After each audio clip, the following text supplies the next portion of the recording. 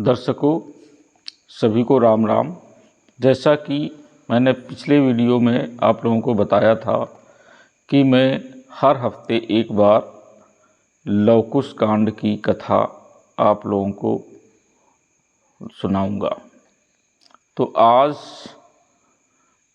Love कुश कांड का पहले दिन विवरण करने जा रहा हूँ।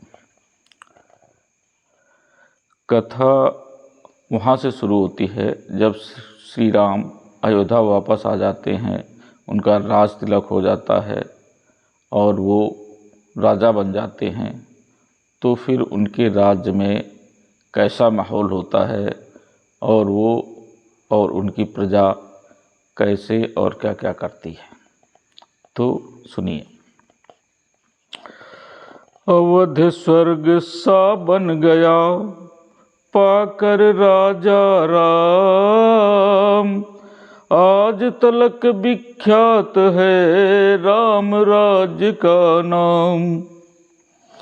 समझी थी प्रभु ने प्रजा निज संतान समान, प्रभु का भी कर रही थी प्रजा पिता सममान।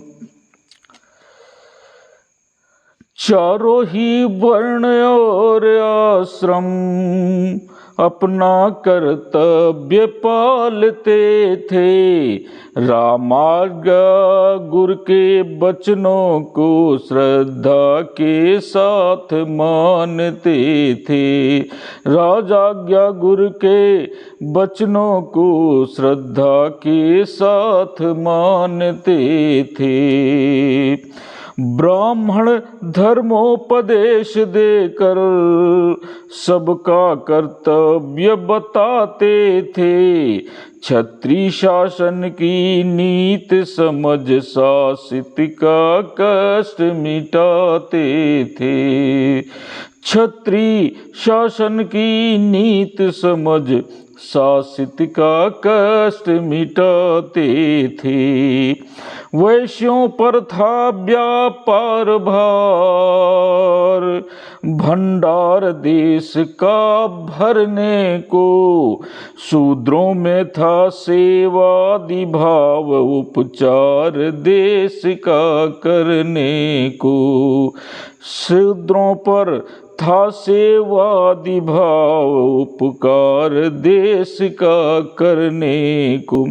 सद्गुण संपन्न ब्रह्मचारी गुरुकुल से शिक्षा लेते थे, कर्तव्य समझ अपना गृहस्थ गृह को उन्नति अति देते थे। कर्तव्य समझ अपना गृहस्थ गृह को उन्नति अति देते थे। रहता था वानप्रस्थ वर्ग तप करने में तीर्थाटन में, सन्यासी तत्ववेत्ता हो लगती थी ब्रह्म आराधन में। सन्यासी तत्ववेत्ता हो लगती थी ब्रह्माराधन में। पुरुषों का दल पुरुषार्थी था, फिर सागर सद्भावों का था। चोला तो मनुज जाति का था, आचरण देवताओं का था। चोला तो मनुज जाति का था, आचरण देवताओं का था। देवियाँ देवियाँ थीं सच्ची, जो पति को ईश मानती थीं। गृहिणी का मर्म जानती थी, माता का धर्म जानती थी। गृहिणी का धर्म जानती थी, माता का धर्म जानती थी। विद्वान सभी था प्रजावृंद, कोई अनपढ़ अज्ञान न था, ऊंचे दल में अभिमान न था, नीचे दल में अपमान न था। ऊंचे दल में अभिमान न था, नीचे दल में अपमान न था। शासन का रघुराज के था प्रधान यह मंत्र, अटल धर्म पर सत्य पर रहे प्रजा का तंत्र।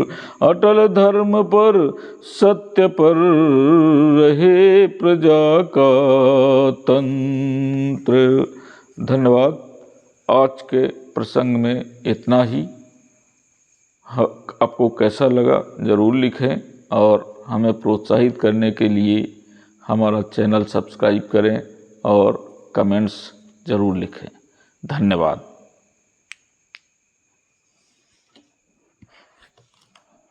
देखो ख़त्म, वो निकल गया।